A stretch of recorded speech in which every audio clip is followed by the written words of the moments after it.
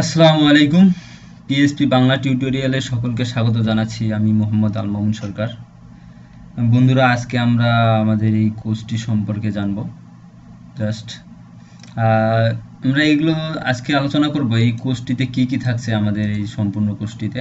আমরা নতুন করে এই কোর্সটি শুরু করছি এবং কাদের জন্য এই কোর্সটি, এবং পিএসপি কি, পিএসপি শেখার আগে আমাদের কি কি জানতে হবে, এবং পিএসপি ব্যবহার করার জন্য কি কি সফটওয়্যারের প্রয়োজন, সেগুলো নিয়ে আজকে আলোচনা করব।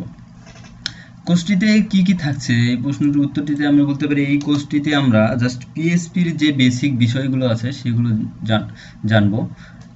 প্রোগ্রামিংয়ের যে বেসিক বিষয়গুলো আছে, পিএসপি দিয়ে আমরা কিভাবে আমাদের ওয়েবসাইটে একটা ডাইনামিক ওয়েবসাইট তৈরি করতে পারবো, এর বেসিক বিষয়গুলো জানবো, এবং মাইএসকিউএলের সঙ্গে পিএসপি ব্যবহারের বেসিক বিষয়গুলোই আমরা আলোচনা করব এখানে।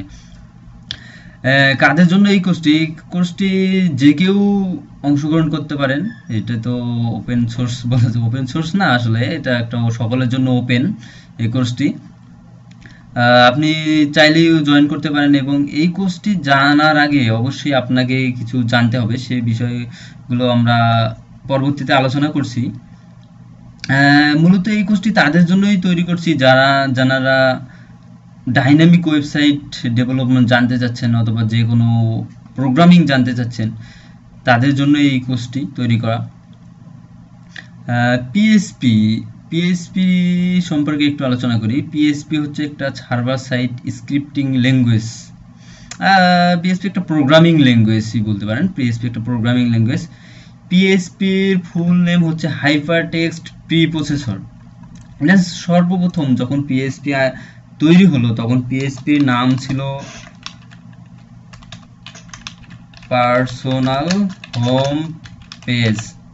পিএসপির নাম ছিল পার্সোনাল হোম পেজ। জাস্ট একটা ওয়েবসাইটে কিছু ডাইনামিক কন্টেন্ট অ্যাড করার জন্য পিএসপি ডেভেলপ করা হয়, এবং পরবর্তীতে পিএসপিতে কাজ করতে করতে পিএসপি আসলে অনেক বড় প্ল্যাটফর্ম হয়ে যায়। পিএসপিতে অনেক বড় বড় কাজ করা সম্ভব হচ্ছে, সেই জন্য পরবর্তীতে পিএসপির নাম চেঞ্জ করে হাইপার টেক্সট প্রি প্রসেসর রাখা হয়। হাইপার টেক্সট প্রি প্রসেসর অনেকটা এইরকমই হতে পারে। হাইপার টেক্সট বলতে কি বুঝি আমরা? হাইপার টেক্সট হচ্ছে যদি আমরা কোনো ওয়েব ব্রাউজারে আমরা কোনো একটা ওয়েবসাইট দেখতে চাই। সাপোজ আমরা ওয়েব ব্রাউজারে www.facebook.com লিখলাম, আর আমরা google.com লিখলাম, তাহলে আমরা একটা সুন্দর অনেক ডিজাইন একটা পেজ দেখতে পারি। আসলে কি আমরা যে google.com লিখলাম বা facebook.com লিখলাম, এই ফেসবুকের সার্ভারকে আমাদের এত সুন্দর একটা পেজ পাঠিয়ে দিল? আসলে কিন্তু না, গুগল বা ফেসবুক এত সুন্দর একটা পেজ পাঠাই দেয় না। জাস্ট ওনার কিছু টেক্সট দিয়ে দেয়, সেই টেক্সটগুলো এত সুন্দর করে এত ডিজাইন করে রিপ্রেজেন্ট করে হচ্ছে আমাদের ব্রাউজার। এই যে টেক্সটগুলো আমরা যে কোনো সার্ভারে একটা ওয়েবসাইট দেখার জন্য আমরা ব্রাউজার থেকে রিকোয়েস্ট করলে ওই সার্ভার যে টেক্সটগুলো আমাদেরকে দিয়ে দেয়, সেগুলোই হচ্ছে hyper text. Hyper text pre processor বলতে হয়তো বোঝাচ্ছে যে পিএসপি এই হাইপার টেক্সটগুলো তৈরি করে। আসলে পিএসপি কিন্তু এইচটিএমএল প্রোভাইড করে। সে বিভিন্ন প্রসেস করার পর তার আউটপুটটা সে এইচটিএমএল এ দিয়ে দেয়, এবং পিএসপি অনেক সহজেই এইচটিএমএল এর সাথে মিশে যেতে পারে। অনেকটা এইরকমই, যেমন আমরা পিএসপি শুরু করলাম অর্ধেক কাজ করে, আবার এইচটিএমএল লিখে আবার বাকি অর্ধেক পিএসপির কাজ করতে পারি। এরকম বলা চলে পিএসপির সঙ্গে ওতপ্রোতভাবে জড়িত। এইচটিএমএল এর সঙ্গে পিএসপি ওতপ্রোতভাবে জড়িত। সেজন্যই আর কি ওয়েব ডেভেলপমেন্টের জন্য পিএসপি অনেক অনেক ভালো একটা ল্যাঙ্গুয়েজ এবং অনেক পপুলার একটা ল্যাঙ্গুয়েজ। অ্যান্ড পিএসপি পপুলারিটির জন্য আদার্স কিছু কারণ আছে। এর মধ্যে পিএসপি হচ্ছে একটা ওপেন সোর্স, মানে চাইলেই পিএসপি সোর্স কোড ডাউনলোড করে আপনি এর জন্য ডেভেলপ করতে পারেন, এবং পিএসপি যা কিছু আছে প্রায় সব কিছুই পিএসপি ফ্রিতে ব্যবহার করতে পারি আমরা। যেমন পিএসপি চালানোর জন্য আমাদের কি কি প্রয়োজন সেগুলো আমরা নেক্সটে আলোচনা করছি, তো চলে আসছে সেজন্য বলি। পিএসপি ব্যবহার করার জন্য আমরা জানি PSP server side scripting language. অবশ্যই পিএসপি সার্ভার ছাড়া লোকাল পিসিতে রান হবে না। সেজন্য আমরা যদি কোনো আমাদের প্রয়োজনে আমরা লোকাল কম্পিউটারে পিএসপি ইউজ করতে চাই, তাহলে অবশ্যই আমাদের কম্পিউটারটাকে সার্ভারে কনভার্ট করতে হবে, বা যে কোনো সার্ভার সফটওয়্যার সেট দিতে হবে। তাহলে আমরা সেই সার্ভারে আমরা পিএসপি ব্যবহার করতে পারবো। এবং সেই জন্য পিএসপির যে যে সার্ভার আছে অধিকাংশ সার্ভারই আমরা ফ্রিতে ব্যবহার করতে পারি। যেমন পিএসপি অনেক জনপ্রিয় একটা সার্ভার, অ্যাপাচি সার্ভার, এটা ফ্রি সার্ভার একটা, আমরা চাইলে ফ্রি ব্যবহার করতে পারি এবং পিএসপি ল্যাঙ্গুয়েজ ব্যবহার করাও ফ্রি। অ্যান্ড পিএসপির সঙ্গে আমরা একটা ডাটাবেস ব্যবহার করি, সেটা মাইসিকিউএল। এর আদার্স অনেক ডাটাবেস আছে, অনেক ডাটাবেসেই ব্যবহার করতে পারি, তবে মাইসিকিউএল ডাটাবেসটা অনেক বেশি ব্যবহার হয়। এই মাইসিকিউএল ডাটাবেসটাও ফ্রি, তো আমরা পিএসপি ব্যবহার করে ফ্রি অনেক সুন্দর সুন্দর ওয়েবসাইট তৈরি করতে পারি, সেজন্যই আসলে পিএসপি এত জনপ্রিয়। অ্যান্ড পিএসপির যে কিছু সিএমএস আছে, ওয়ার্ডপ্রেসের নাম হয়তো শুনে থাকবেন, যদি ওয়েব ডেভেলপমেন্ট শেখার আগ্রহ থাকলে হয়তো ওয়ার্ডপ্রেসের নাম শুনে থাকবেন। ওয়ার্ডপ্রেস কিন্তু অনেক অনেক জনপ্রিয় একটা সিএমএস এবং ওয়ার্ডপ্রেস দিয়ে অনেক ইজিলি অনেক সুন্দর সুন্দর ওয়েবসাইট তৈরি করা যায়। সেই ওয়ার্ডপ্রেস কিন্তু পিএসপি দিয়ে তৈরি, পিএসপি দিয়ে ওয়ার্ডপ্রেস তৈরি করা যায়। এরকম অনেক বড় বড় সিএমএস পিএসপি দিয়ে তৈরি করা হচ্ছে, পিএসপি দিয়ে এখন সফটওয়্যার তৈরি করানো হচ্ছে। এই জন্য পিএসপির চাহিদা এবং দিন দিন বৃদ্ধি পাচ্ছে এবং পিএসপির কি পরিমাণ চাহিদা আছে এগুলো আপনার দেখতে চাইলে আর আপনারা বিভিন্ন মার্কেট প্লেসগুলোতে দেখতে পারেন, যেমন ওডেক্স, ফ্রিল্যান্সার, ইল্যান্স, এগুলোতে দেখতে পারেন পিএসপির কি পরিমাণ চাহিদা আছে এবং ডিমান্ড কীরকম।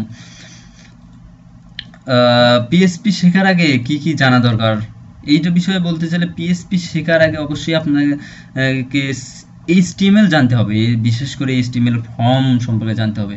তো আপনি পিএসপি শুরু করার আগে আমি যেটুকু সাজেস্ট করব, আপনি আগে পিএসপি শুরু করার আগে HTML CSS শেষ করে HTML CSS সম্পর্কে ভালো ধারণা নিয়ে তারপরে পিএসপি শুরু করলে ভালো হবে আপনার জন্য। কারণ আমরা পিএসপি কেন ব্যবহার করবো এবং কেন শিখতে চাচ্ছি পিএসপি, কারণ হচ্ছে ডাইনামিক ওয়েবসাইট ডেভেলপমেন্টের জন্য। আর ওয়েবসাইট ডেভেলপমেন্টের পূর্ব শর্তই হচ্ছে, প্রথম স্টেপই হচ্ছে HTML CSS ছাড়া আমরা ওয়েবসাইট ডেভেলপমেন্টেই করতে পারবো না বা ওয়েবসাইট ডিজাইনই করতে পারবো না। যদি আমরা ডিজাইন না করতে পারি তাহলে পিএসপি দিয়ে আমরা কি করব? সেজন্য অবশ্যই সর্বপ্রথম পিএসপি শেখার আগে আপনি HTML CSS ভালো করে শিখে তারপর পিএসপি শুরু করেন। অ্যান্ড দেন সি জানা থাকলে অনেকটা সুবিধা হবে, কারণ প্রত্যেকটা প্রোগ্রামিং ল্যাঙ্গুয়েজেরই অনেক স্ট্রাকচার একই রকম। আপনি যদি যে কোনো একটা প্রোগ্রামিং ল্যাঙ্গুয়েজে এক্সপার্ট হতে পারেন, পরবর্তী আপনি অন্য যে কোনো প্রোগ্রামিং ল্যাঙ্গুয়েজ অনেক ইজিলি শিখতে পারবেন। যেমন ধরুন আপনি পিএসপিতে কোর্সটি করার পর বা পিএসপিতে কিছু কাজ করার পর পিএসপিতে এক্সপার্ট হয়ে গেলেন, পিএসপিতে অনেক ভালো ভালো কাজ করতে পারেন। তাহলে যদি আপনি নেক্সট টাইম চান যে আমি অন্য কোনো ল্যাঙ্গুয়েজ শিখবো, যেমন এএসপি জাস্ট C# বা জাভা, পাইথন, অন্য যে কোনো প্রোগ্রামিং ল্যাঙ্গুয়েজ শিখতে চাইলে আপনি অনেক ইজিলি অনেক সহজেই শিখতে পারবেন। কারণ সব প্রোগ্রামিং ল্যাঙ্গুয়েজেই অনেকটাই সেম, একই প্রসেসেই কাজ করে, জাস্ট লাইব্রেরিটা আলাদা। আপনাকে শুধু জাভা শিখতে চাইলে জাভার লাইব্রেরি শিখতে হবে। জাভার লাইব্রেরিতে কি কি ফাংশন আছে বা কি কি এক্সট্রা সুবিধা আছে সেগুলো জানলেই আপনি জাভা শিখতে পারবেন। তো পিএসপিতে আমাদের এই কোর্সটিতে আমি চেষ্টা করব আপনাদেরকে পিএসপির বেসিক ধারণাগুলো দেওয়ার জন্য এবং এরপরেই পিএসপিতে অ্যাডভান্স কোর্সটি শুরু করব। অ্যান্ড এই পিএসপি চালানোর জন্য আমাদের কিছু সফটওয়্যারের প্রয়োজন আছে, যেটা সর্বপ্রথম আমি আগেই বলছি, PSP server side scripting language. Server ছাড়া লোকাল পিসিতে আমরা পিএসপি ব্যবহার করতে পারবো না, সেই জন্য আমাদের কম্পিউটারটাকে যে কোনো একটা সার্ভার সফটওয়্যার দিয়ে সার্ভারে কনভার্ট করতে হবে, তাহলে আমরা আমাদের পিসিতেই পিএসপি ব্যবহার করতে পারবো। এজন্য অনেক জনপ্রিয় একটা সার্ভার যেমন অ্যাপাচি আছে, এটা ব্যবহার করবো আমরা। আর অন্য অনেক সার্ভার আছে, আপনারা চাইলে ব্যবহার করতে পারেন। অ্যান্ড যে আমরা পিএসপি ব্যবহার করবো, পিএসপির লাইব্রেরিটাকে আমরা ডাউনলোড করে ইনস্টল করতে হবে। অ্যান্ড দেন যদি আমরা MySQL ডাটাবেস ব্যবহার করতে চাই তাহলে আমাদের MySQL ডাটাবেসটা ডাউনলোড করতে MySQL সার্ভার ব্যবহার করতে হবে। এইগুলো আলাদা আলাদা করে ইনস্টল করে আমাদের পিসিটাকে আমরা পিএসপি ব্যবহারের জন্য উপযুক্ত করব। কিন্তু এগুলো আলাদা আলাদা ব্যবহার করা আসলে একটু ঝামেলার হয়ে যায়, সেজন্য এর জন্য অনেক ইজি ওয়ে আছে, আমরা সেগুলো ইউজ করব। যেমন যে একটা সফটওয়্যার আছে, আপনারা হয়তো শুনে থাকবেন XAMPP, জ্যাম্প।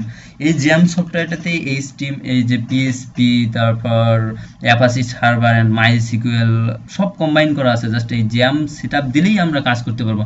আরও অনেক সেটআপ আছে, ওয়াম্প আছে, এগুলো ব্যবহার আমরা জ্যাম্প ব্যবহার করব। এই সফটওয়্যারগুলো থাকলেই আমরা পিএসপি ব্যবহার করতে পারবো। আপনারা চাইলেই জ্যাম সফটওয়্যার অ্যাপাচি ফ্রেন্ড নামে একটা ওয়েবসাইট আছে, এইখান থেকে আপনি জ্যাম ডাউনলোড করে নিতে পারেন। অ্যান্ড ক্লায়েন্ট সফটওয়্যার, জাস্ট আমাদের একটা ব্রাউজার প্রয়োজন, এই ব্রাউজার হয়তো আপনার পিসিতে আছে, যেমন ফায়ারফক্স বা ইন্টারনেট এক্সপ্লোরার তো আছেই যদি উইন্ডোজ ইউজার হন। তো ফায়ারফক্স বা অন্য যে কোনো একটা ব্রাউজার প্রয়োজন হবে আমাদের পিএসপি রান করা, প্রোগ্রাম রান করার জন্য। অ্যান্ড যে আমরা পিএসপি প্রোগ্রামিং করব, এইগুলো যে আমরা কোডগুলো লিখবো, এগুলো লেখার জন্য আমাদের যে কোনো একটা টেক্সট এডিটর প্রয়োজন। সেক্ষেত্রে আমরা নোটপ্যাড ব্যবহার করতে পারি, বা নেটবিন ব্যবহার করতে পারি, ইক্লিপস ব্যবহার করতে, নোটপ্যাড প্লাস প্লাস ব্যবহার করতে পারি, অন্য ড্রিমওয়েভার ব্যবহার করতে পারি, যে কোনো একটা টেক্সট এডিটর ব্যবহার করতে পারি। তো আমি মূলত এখানে নেটবিন ব্যবহার করব, কারণ আমি মূলত নেটবিনেই বেশি কাজ করি। তো আদার্স নোটপ্যাড প্লাস প্লাসও ব্যবহার করতে পারেন, নোটপ্যাড বা সাবলাইম টেক্সটও ব্যবহার করতে পারেন, কোনো সমস্যা নেই। জাস্ট কোডিং লিখলেই হলো, কারণ পিএসপি প্রোগ্রাম রান করবে আমাদের সার্ভার, আমরা কোথায় কোড লিখলাম সেইটা ফ্যাক্ট না। তো আজ এ পর্যন্তই। সকলেই সঙ্গেই থাকুন, কোর্সটির সঙ্গেই থাকুন। ধন্যবাদ সবাইকে। আল্লাহ হাফেজ।